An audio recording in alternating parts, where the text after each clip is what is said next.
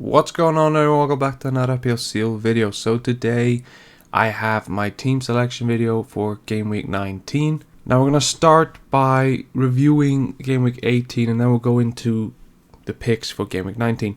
If you do enjoy today's video, please consider liking the video and subscribing to the channel to help me grow the community. Now let's get into it. So this one finished with 50. Ben White, of course, I was shafted there among like 13.7% of the FPL community because he was substituted at the 59th minute, but he was substituted at 59:38. So Lallana, who was substituted at the same time, he actually got to 60 minutes in the game and got an extra point, and that was really frustrating because White would have got a clean sheet, so it would have been 5 extra points, and I would have finished on 55 points instead of 50, but I'm not going to worry too much about that. Trossard was very disappointing. Patterson came in because Cancelo, as you can see here, was on the bench the whole time. I benched Andreas for Trossard, hoping that Trossard would do something. Well, kind of not hoping, not hoping, since he was playing Arsenal. I've lost 0.2 value, and we'll get into what I'm going to do with Leandro Trossard soon. Darwin assisted, should have scored really, only got 5 points. He's still to deliver on his numbers. Haaland, 12 points, really nice. Salah, quite disappointing, but so were like the rest of the premiums. Martial was disappointing. Rashford did brilliantly, could have had 2 goals. Maybe some people think he should have, but the rules are the rules with the handball. Trippier, of course, delivering as usual. And Arrizabalaga, well, I mean, the Chelsea defense is kind of just poor, really, but he made a couple of nice saves, so I guess that's quite decent. But yeah, that was the team for Game Week 18. I think we should just look at the team for Game Week 19. So as of right now, and on screen, you might be able to see the fact that I made 1 transfer already. I have 2 free transfers. Now I have 1 left because I have already transferred out Reece James for Luke Shaw. Now this is a transfer I should have probably just done before this last game week, played him and got his 9 points. I wanted to see if we'd get more information about a double game week. We didn't. So of course Luke Shaw is in now. But I'm going to go through this player by player. So Arrizabalaga in goal, double game week. We don't have to talk too much about that. He has the same fixture as Ward. Both have Fulham, but then he has Man City on top of that. So it kind of remains to be seen. Do you think Man City are going to hammer Chelsea and he's going to get a minus point in this game? If not, you play Arrizabalaga ahead of Ward if you have him, because he could get some save points. Now, Trippier, he plays against Arsenal in defence. The thing is, Trippier could get a clean sheet against Arsenal. He could also concede 3. We don't know what Arsenal's going to deliver and how Newcastle are going to play against them. But Trippier is an incredible player. He is good for bonus. He takes corners, takes free kicks. He has many routes to points. So I'm just going to play him. I'm not going to bench him. Now, Cancelo is the biggest question mark in the defence, whether I play him or bench him for Ben White. He has Chelsea. Now, Chelsea don't have a really good attack. The problem with Cancelo is he's not nailed on the team anymore. He hasn't played in the last 2. But I think surely Pep should play him for this game, especially because I think Rico Lewis won't, he doesn't have the experience in a big game. So I'm hoping that will be the factor for Cancelo being played. So right now he's starting for me. Be warned, I may still drop Cancelo to the bench for White. Now, Luke Shaw came into the side. Now, the reason he came in, I talked a lot about him before I made my team selection in the first place, after the unlimited transfers, because I really liked Nottingham Forest, Wolves and Bournemouth for Man United. The first 2 games, he's got 17 points. I really don't understand what happened in my decision making to not listen to myself and go with Luke Shaw, or at least a Man United defender, because I really want to go with one. All we can do is live and learn with that. Maybe I need to drown out the noise a little bit more. Bournemouth is next, then it's Man City, then it's Arsenal. He could be in for doubles soon, either in 20 or 21. So that might be why it's worth getting him in. Now, after that is Crystal Palace, Leeds, Leicester, Brentford. So they have quite decent fixtures, and you can just play him for those. You can probably just bench him for the Man City and Arsenal fixtures. Like next week, if Cancelo gets his game against Chelsea, I'm most definitely playing him for Man United and Tottenham. If he doesn't, then I might look to sell him on because he's just not nailed anymore. Now in midfield I have Andreas Pereira. He has a double game week and I'm pretty happy with that. I think he is a really good player and he's a lot better than the 4.6 million price tag says. And I am actually considering him for the armband because I don't know if I want to use my other free transfer or whether I want to keep that one. I'll explain a little bit later. Mo Salah is next to those guys in midfield, then Rashford and then Martinelli. All 3 players have been in decent form recently. looked a lot better than, like Salah. He looks a lot better than he did before the break, and so he remains in this side. Rashford, of course, in form, got a little rest, you know, because of a disciplinary issue in midweek, so not this weekend, sorry. So I'm expecting him to just start the game and be the same old Rashford that we've seen recently. Martinelli, of course, we don't know if he's going to have a 2-pointer, 8-pointer, 11-pointer, whatever, but I like the player. I love Martinelli, so I'll just play him. Now, Martial is the biggest question mark in attack. Considering selling him for Mitrovic. Now, Haaland, of course, he's just in there. Whether he'll keep the armband or not, we'll have to see. Now, of course, Darwin.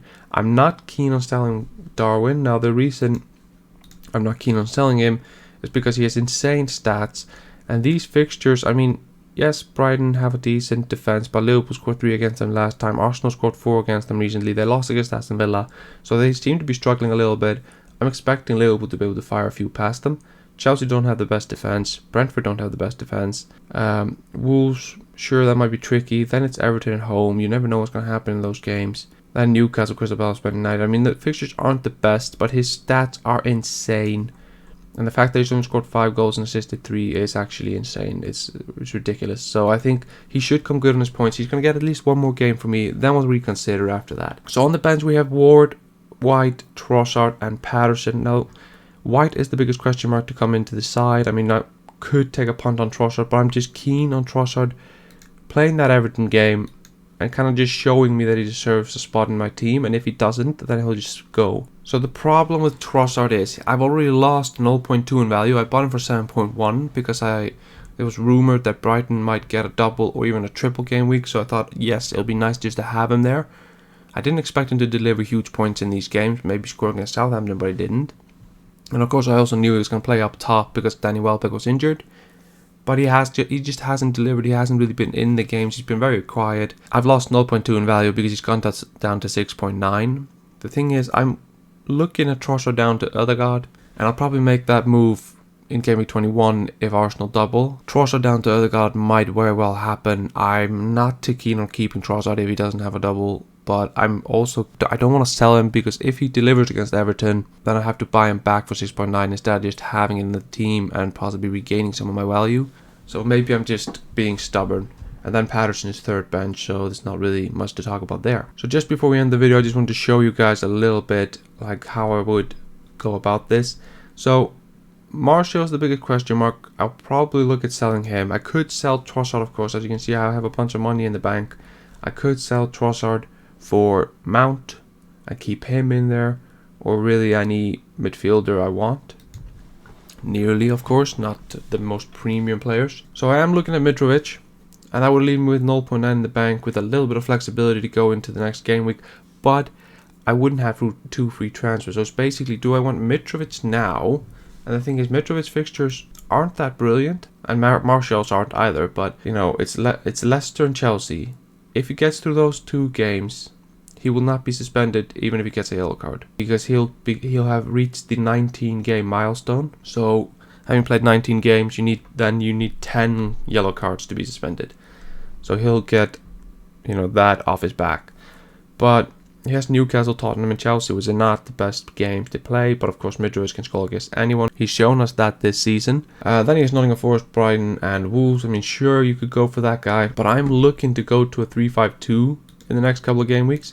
So I'm actually looking at possibly upgrading Andreas, downgrading Martial or my third striker, and even looking at maybe dropping out Darwin to another striker, you know, whoever I want. The thing that popped into my head would be selling Darwin and Salah and Martial, bringing in Greenwood, Kane and Gakpo. This could be next game week, and then the game week after that when Arsenal double us. Yes, you can see I have 6 million in the bank if I do this. So I could go KDB if I wanted to. I could of course keep Salah, you know, double up on the Liverpool attack. But I'd very likely go with this. So I'd probably have then White, Martinelli and Ødegaard. Well, triple up on the Arsenal team, doubling up on Man City before their double. I'd also get Kane in before his double next game week. So this is something that I legit could do if Darwin fails to deliver again, and if I want to go to a 3-5-2, because I'm really keen on so many midfielders. Now again, I still have a bunch of money left over, so I could theoretically just drop Andreas and go to whoever I wanted. But if I don't have 2 free transfers, I'm not keen on making more transfers, you know, because I don't want to take a hit. But basically, yeah, that's it. That's the video, guys. I just wanted to show you guys a little bit of what my thinking is for future game weeks, a little tinkering. I wanted to show you guys the team and of course review the game week that's gone. If you did enjoy it, please consider liking the video, subscribing to the channel. The graphics will hopefully be back for the next video, but I just wanted to get this one out there for you guys so you know my thinking. The final team will hopefully be on Twitter before the deadline. I'll try and do that. I'm hoping to do some Q&As, Q&A videos maybe next week. I didn't have time to do it with a short turnaround this time, but if you did enjoy it, please consider liking the video, subscribing to the channel. I hope you enjoyed every single video that I made in December. And if you did, of course, please share my channel with other people, like the videos, subscribe, all that good stuff. I will see you next time. Goodbye.